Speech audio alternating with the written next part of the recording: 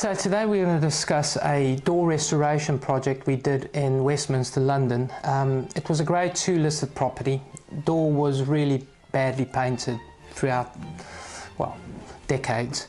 It had a lot of paint on it. The client wanted to rejuvenate the door so it looked great.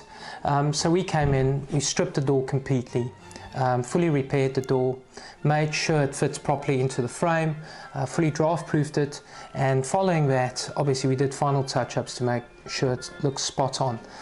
The benefit was that the client could retain the original door and not replace it, and the original characteristics of the home was maintained. So if you've got original windows in your period property, always try and focus on repairing them, restoring them and retaining them.